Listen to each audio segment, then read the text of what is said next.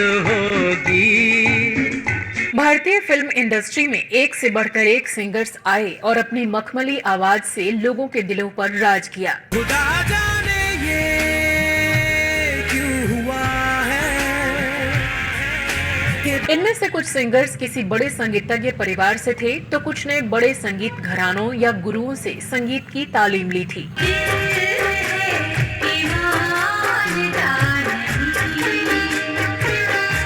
लेकिन इन्हीं में से कुछ फेमस सिंगर्स ऐसे भी रहे जिन्होंने कभी संगीत की कोई औपचारिक ट्रेनिंग नहीं ली, लेकिन अपने टैलेंट और रूहानी आवाज से श्रोताओं के दिलों पर राज किया।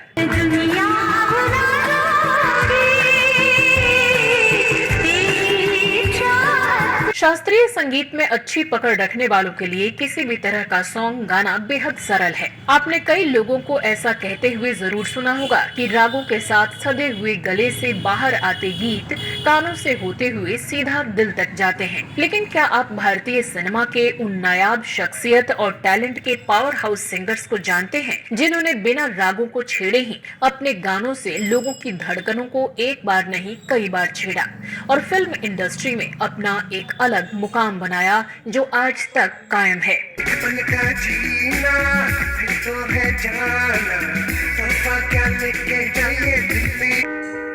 नमस्कार दोस्तों, मैं हूं श्वेता जया और आप देख रहे हैं वो पुराने दिन। दोस्तों, इस लिस्ट में जो पहला नाम है, आप पहले इनके कुछ सॉन्ग सुनिए।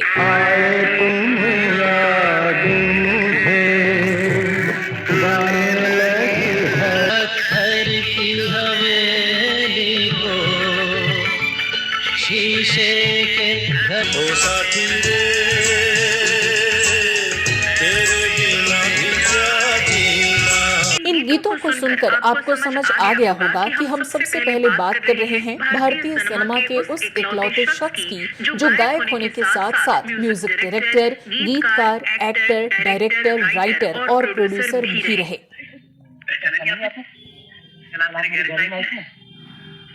गाड़ी किसी थी? तो लाइए 5 मिनट आ रहा है। आप ही तो साथ में हैं। जी हाँ, हम बात कर रहे हैं 70-80 के दशक में सबसे ज्यादा फीस लेने वाले सिंगर आभास कुमार गांगुली और किशोर दा की, जिन्होंने हिंदी सिनेमा में अपने संगीत से एक अलग ही खुशबू घोली, जिसकी धमक आज भी लोगों के दिलो दिमाग पर छाई है और आने वाली कई पीढ़ियों तक भी इसकी महक को भुलाना नामुमकिन सा लगता है। तेरे बिना जिंदगी से कोई शिकवा। 4 अगस्त 1929 को मध्य प्रदेश के एक छोटे से कस्बे खंडवा में किशोर कुमार ने प्रसिद्ध बैरिस्टर कुंज बिहारी लाल गांगुली के घर में जन्म लिया। 4 भाई बहनों में ये अपने माता पिता की चौथी संतान थे। बचपन से ही इन्हें संगीत में खास रुचि थी। हालांकि इनका पढ़ाई में ज्यादा मन नहीं लगता था, इसलिए किशोरावस्था में ही किशोर कुमार अपने बड़े भाई कुमुद कुमार गांगुली के पास मुंबई चले आए, जो उस समय तक भारतीय सिनेमा जगत में अशोक कुमार के नाम से खुद को एक एक्टर के रूप में स्थापित कर चुके थे। वैसे तो किशोर दा ने फिल्मों में अपनी शुरुआत साल 1946 में आई फिल्म शिकारी से बतौर एक्टर की थी, लेकिन आज हम बतौर सिंगर इनके बारे में बात करेंगे तो किशोर दा ने अपना पहला गीत साल 1948 में आई फिल्म जिद्दी में गाया। जीने की तमन्ना कौन करे,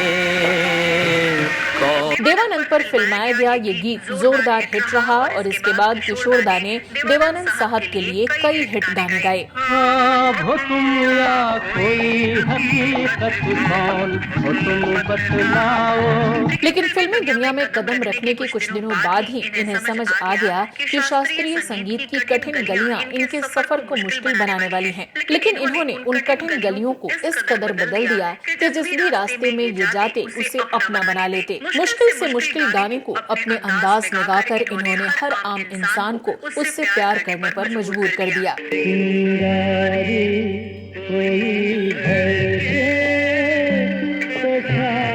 हालांकि 50 के दशक में किशोर दा ने ज्यादा गीत नहीं गाए, लेकिन 60s की शुरुआत से इन्होंने अभिनय को छोड़ पूरी तरह गायन से जोड़ने को प्राथमिकता दी, जिसका फायदा ये हुआ कि इस पूरे दशक के दौरान इन्होंने एक से बढ़कर एक गीत गाए और दुनिया को अपनी रेंज की झलक दिखाई। मैं हूँ झुम झुम झुम झुम झुमरू पकड़ घूमू बन के घुमरू, मैं ये प्यार का गीत सुनाता चला। 60 के दशक के आखिर में साल 1969 में आई फिल्म आराधना के गीत रूप तेरा मस्ताना को भला कौन संगीत प्रेमी भूल सकता है। रूप तेरा मस्ताना, प्यार मेरा दीवाना, भूल कोई। कुल लगभग 4 मिनट के इस गीत में किशोर दा ने स्वर संतुलन के अनेक रंग दिखाए और एक माइलस्टोन स्थापित कर दिया। रात नशीली मस्त समा है, आज इसके लिए इन्हें साल के सर्वश्रेष्ठ गायक का फिल्म फेयर अवार्ड मिला। 70 का दशक हिंदी सिनेमा के 2 सुपरस्टार्स का था। पहले के 5 साल राजेश खन्ना और उसके बाद अमिताभ बच्चन, और इन दोनों को ही किशोर कुमार की आवाज का साथ मिला। चला जाता हूँ किसी की धुन में, धड़कते दिल के तरह बनारस वाला, खुल जाए बंद अकल का ताला। अगर बात करें किशोर दा को मिले अवार्ड्स की, तो ये एकमात्र ऐसे मेल सिंगर रहे जिन्हें फिल्म फेयर प्लेबैक सिंगर के अवार्ड से 8 बार नवाजा गया।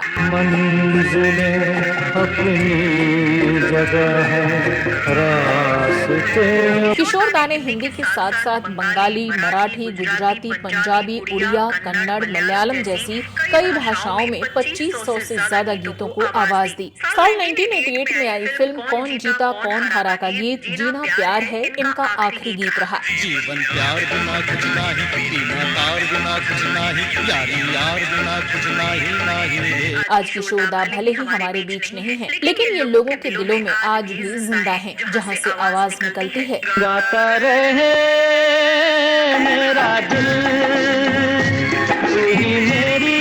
किशोर दा को इस छोटे से वीडियो में समेटना नामुमकिन है, इसलिए हम अपने दर्शकों से माफी के साथ अपने दूसरे फनकार की बात करते हैं। अगर आप किशोर दा के ऊपर डिटेल्ड वीडियो चाहते हैं तो कमेंट बॉक्स में #किशोर कुमार लिखना ना भूलें। हमारे इस लिस्ट में दूसरा नाम है अनुराधा पौडवाल का, जिन्होंने बिना किसी औपचारिक ट्रेनिंग के दर्शकों तक बॉलीवुड पर राज किया। इन्होंने मंगेशकर बहनों को सीधे टक्कर देते हुए साबित किया कि कैसे कड़ी मेहनत और लगन से नामुमकिन को भी मुमकिन किया जा सकता है।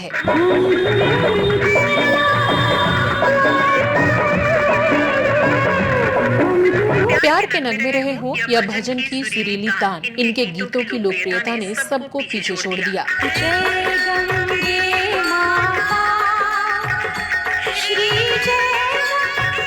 अलका नादकर्णी उर्फ अनुराधा पौडवाल का जन्म 27 अक्टूबर 1952 को कर्नाटक के उत्तर कन्नड़ जिले के करवार में एक कोंकणी परिवार में हुआ था। हालांकि अनुराधा पौडवाल सुर सम्राज्ञी लता मंगेशकर को सुनकर उन्हीं की तरह गाने की प्रैक्टिस किया करती थी, और उन्होंने कई इंटरव्यू में अपना सिंगर बनने का श्रेय लता मंगेशकर को ही दिया है, जिन्हें वो अपना गुरु मानती रही।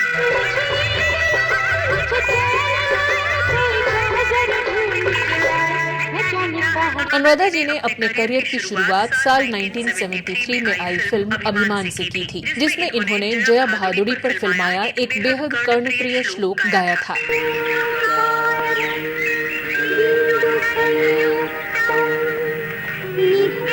इसके बाद इन्हें साल 1983 में आई फिल्म हीरो से सबसे बड़ी कामयाबी मिली, जिसके बाद इन्होंने फिर कभी पीछे मुड़कर नहीं देखा।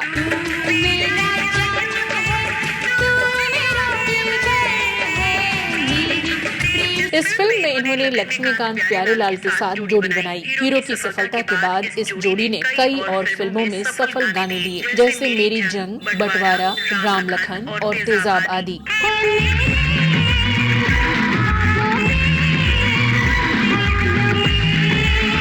तेजाब के गानों ने तो उस दौर की बड़ी गायिकाओं के सिंहासन को हिलाकर रख दिया।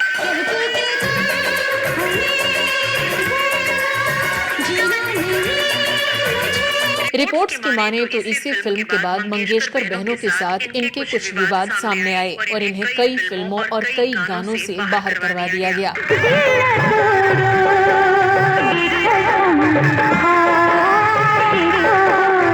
इस पर अगर आप विस्तार से वीडियो देखना चाहते हैं तो हमारे इसी चैनल पर मौजूद है, जिसका लिंक हमने डिस्क्रिप्शन में दे दिया है। खैर, इसके बाद गुलशन कुमार का साथ इन्हें मिला, जिनकी कंपनी टी सीरीज के तले इन्होंने कई गाने गाए। दिल है कि मानता नहीं, आशिकी, बेटा जैसी हिट फिल्मों के गीत गाकर अनुराधा पौडवाल ने अपनी काबिलियत का लोहा मनवाया।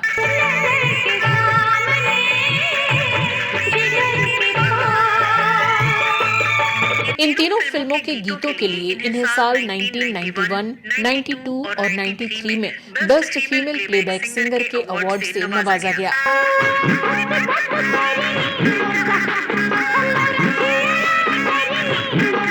जब अनुराधा पौडवाल अपने करियर के शिखर पर थी, उसी समय उनके पति अरुण की एक दुर्घटना में मृत्यु हो गई और इस मौत से इन्हें गहरा सदमा लगा। लेकिन निजी जिंदगी की घटनाओं के बावजूद भी अनुराधा ने अपने करियर को नीचे नहीं आने दिया और फिर भी टी सीरीज के साथ मिलकर एक से बढ़कर एक गीत गाती रही।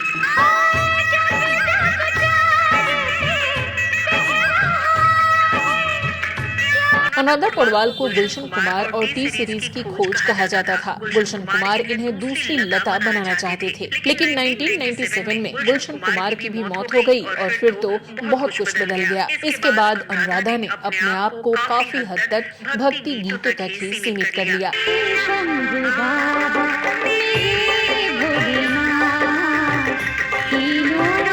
हालांकि इन्होंने इसके बाद भी टी सीरीज के लिए कुछ फिल्मों में आवाज दी, जिसमें से खास फिल्में रहीं मन, हम साथ साथ हैं और सिर्फ तुम आदि।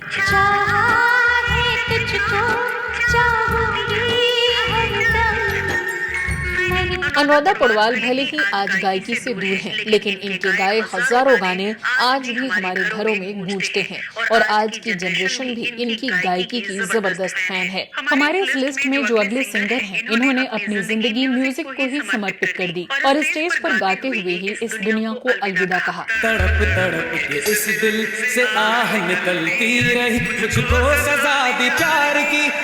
दोस्तों, हम बात कर रहे हैं वर्सेटाइल सिंगर कृष्ण कुमार कुन्नत उर्फ केके की। केके का जन्म 23 अगस्त 1968 को देश की राजधानी दिल्ली में एक मलयाली परिवार में हुआ था। इन्हें बचपन से ही म्यूजिक से बेहद लगाव था और साथ ही इनकी आवाज भी बहुत अच्छी थी। ये बचपन से ही दिग्गज सिंगर किशोर कुमार साहब के बहुत बड़े फैन थे और अपने स्कूल कॉलेज में किशोर कुमार के गानों को ही स्टेज पर गाया करते थे।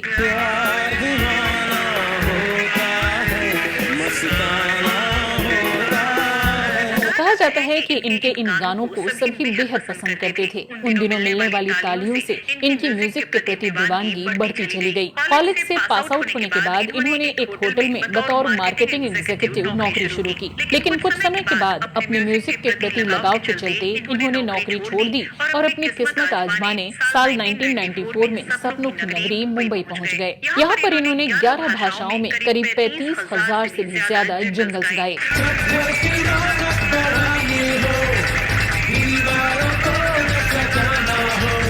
बात करें प्लेबैक सिंगिंग की, तो 4 साल तक जिंगल गाने के बाद आखिरकार विशाल भारद्वाज ने इन्हें माचिस फिल्म में पहली दफा गाने का मौका दिया। साल 1996 में आई फिल्म माचिस के पॉपुलर ट्रैक छोड़ आए हम वो गलियां को केके ने अपनी आवाज दी।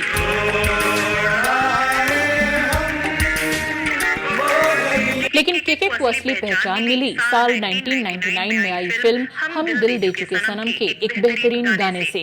तड़प तड़प के इस दिल से आह निकलती रही, मुझको सजा दी प्यार की।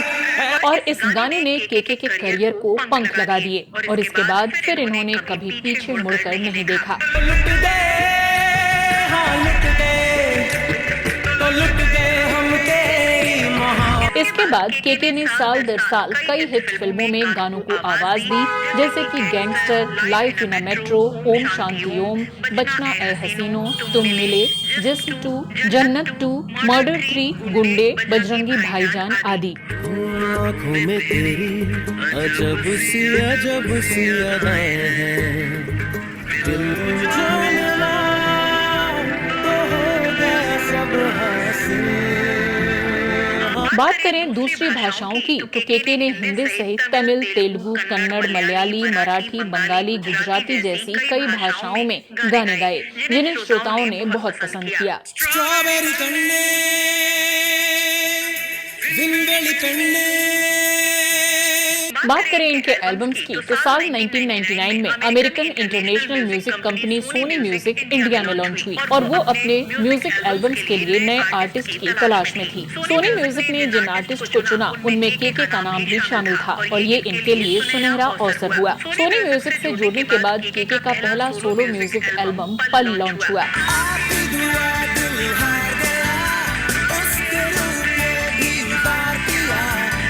इस एल्बम के गाने युवाओं के बीच बेहद पॉपुलर हो गए और इसका टाइटल सॉन्ग पल और यारों सॉन्ग स्कूल या कॉलेज फेयरवेल में सुनाई देने लगा।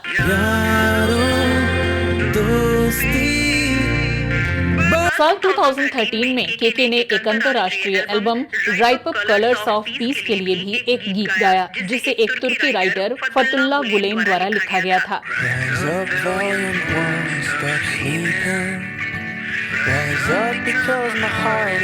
तो आपको बता दें कि केके ने कभी भी संगीत की कोई ट्रेनिंग नहीं ली और ये केवल प्रैक्टिस करके ही इतने बड़े लेवल के सिंगर बन गए थे। हालांकि केके ने एक दौर में म्यूजिक स्कूल में दाखिला जरूर लिया था, लेकिन एक हफ्ते बाद ही इन्होंने वहां जाना बंद कर दिया। एक इंटरव्यू में केके ने कहा था कि भगवान ने इन्हें ऐसी खूबी दी है कि ये कोई भी गाना एक बार सुनकर याद कर लेते हैं। और चूंकि इनके गुरु किशोर कुमार ने भी कभी म्यूजिक की कोई ऑफिशियल ट्रेनिंग नहीं ली थी, तो वो भी कभी म्यूजिक सीखने किसी गुरु के पास नहीं गए।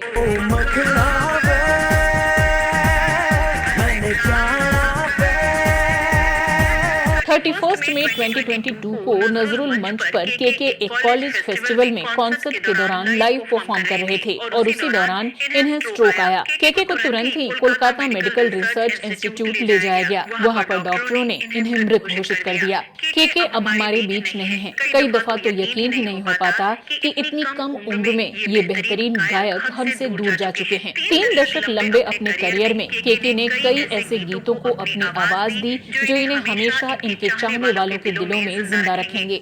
इनकी जादुई आवाज ने म्यूजिक और इमोशंस का ऐसा फ्यूजन तैयार किया जिससे लोग बड़ी तादाद में इन्हें चाहने लगे।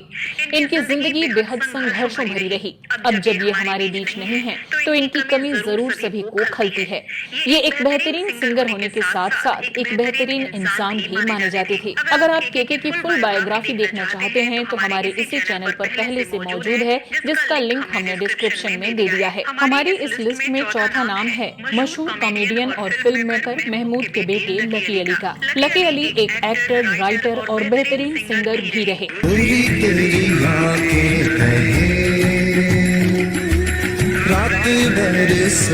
लकी अली का जन्म 19 सितंबर 1958 को मुंबई में हुआ था।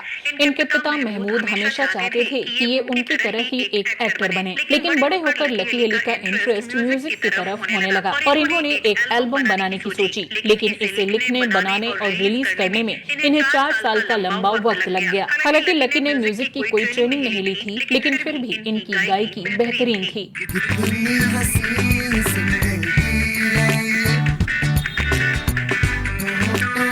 कई म्यूजिक कंपनीज के पास चक्कर काटने के बाद फाइनली लकी अली ने पैसों का जुगाड़ किया और अपने दोस्त महेश मथाई के साथ मिलकर ये गाना शूट किया और फिर साल 1996 में ये सॉन्ग रिलीज हुआ। ये गाना था ओ सनम मोहब्बत की कसम और एल्बम का नाम था सुनो।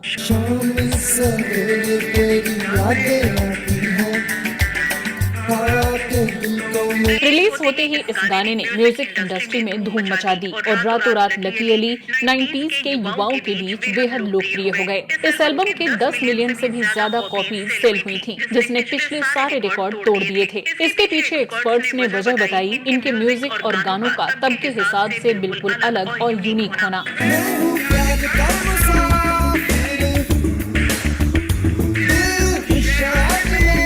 इसके बाद साल 2000 में इन्हें बॉलीवुड से बुलावा आया और राकेश रोशन की फिल्म कहो न प्यार है में गाने का मौका मिला, जिसका म्यूजिक राजेश रोशन दे रहे थे और हीरो के तौर पर ऋतिक रोशन इससे लॉन्च हो रहे थे।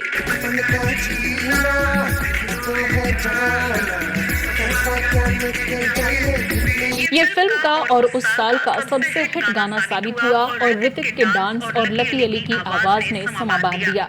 हर किसी की जुबान पर बस यही गाना था।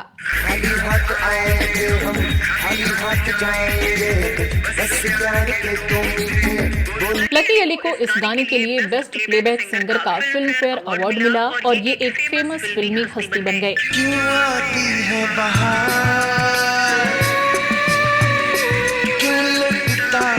इसके बाद इन्होंने बैक टू बैक 3 और एल्बम्स रिलीज की, जो थी साल 2001 में आई अक्स और गोरी तेरी आंखें कहें और साल 2004 में कभी ऐसा लगता है। ये तीनों एल्बम सुपरहिट साबित हुई।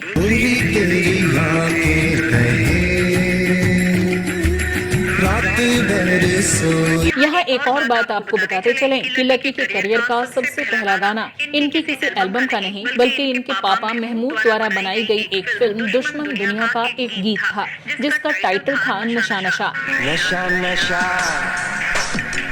नशे में हम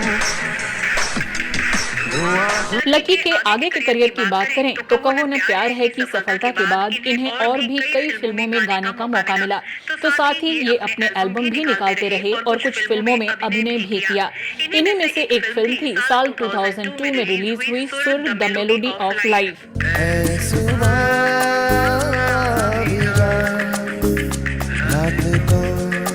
ये एक म्यूजिकल हिट फिल्म थी जिसमें लकी अली ने एक सिंगर और म्यूजिक टीचर की भूमिका निभाई और अपनी एक्टिंग से दर्शकों पर गहरी छाप छोड़ी।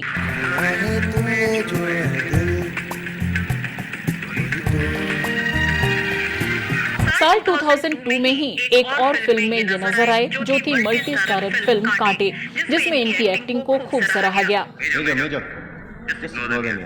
लोग तो फालतू में टाइम पास कर रहे हैं, तुम कुछ काम की बात कर रहे हो। लकी अली ने इस फिल्म के कुछ गाने भी कंपोज किए थे और गाए भी थे।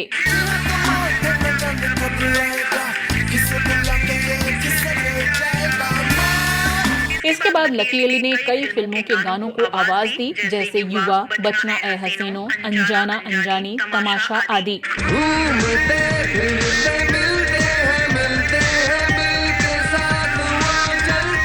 तो साथ ही इन्होंने साउथ इंडियन फिल्मों के लिए भी गाने गाए। बात समझ में आती नहीं जब सारा जग ही सोता है। गाने लिखने और इन्हें आवाज देने के अलावा लकी अली ने कई फिल्मों में इनके म्यूजिक कंपोज करने का भी काम किया, जबकि इन्होंने कभी संगीत की पारंपरिक ट्रेनिंग नहीं ली थी। बहुत कम लोग ये जानते होंगे कि लकी अली ने फिल्मों के अलावा कई टीवी सीरीज में भी काम किया, जिनमें साल 1986 में कथा सागर, साल 1988 में भारत एक खोज, 1994 में जरा हटके और साल 2013 में द ड्यू आर्टिस्ट नाम के सीरियल में शामिल रहे। मैं तुम्हारे सरप्राइज को अच्छी तरह से जानता हूँ। देखो सोनू, जहाँ तक कि मैं समझता हूँ ये कुंफू कराटे एक शास्त्र है, एक विद्या है जिससे तुम अपनी हिफाजत कर सकते हो। तो वहीं कांटे फिल्म के बाद इन्होंने साल 2005 में कसक, 2008 में गुड लक, 2009 में रनवे और साल 2021 में मर्डर एट तीसरी मंजिल 302 में अभिनय किया। मैं तो आपसे, तुमसे सबसे प्यार करता हूँ जैसे मैंने तुम्हें पहली बार देखा। तो कहा क्यों नहीं? शर्म आती थी और वैसे भी तुम हमेशा जल्दी में रहती हो। अगर बात करें अभी की तो लकी अब अपना ज्यादातर वक्त बेंगलुरु स्थित अपने फार्म हाउस में ही बिताते हैं। मौजूदा दौर के शोर शराबे वाले संगीत को लकी अली पसंद नहीं करते, इसलिए अब ये खुद को पूरी तरह से म्यूजिक इंडस्ट्री से दूर कर चुके हैं। चूँकि लकी को फार्मिंग करना पसंद है तो ये अपने फार्म हाउस में कई तरह की फसलें भी उगाते हैं और उन्हीं के सहारे अपना जीवन यापन करते हैं। तो दोस्तों, ये थे वो महान फनकार जिन्होंने म्यूजिक की औपचारिक ट्रेनिंग को कभी अपने सपनों के आड़े नहीं आने दिया और एक से बढ़कर एक हिट गाने गाए और दर्शकों और अपने फैंस का मनोरंजन किया। आपको हमारा आज का ये एपिसोड कैसा लगा कमेंट सेक्शन में लिखकर जरूर बताइएगा। कुछ और किस्से कहानियों के साथ अगले एपिसोड में आपसे फिर होगी मुलाकात। नमस्कार।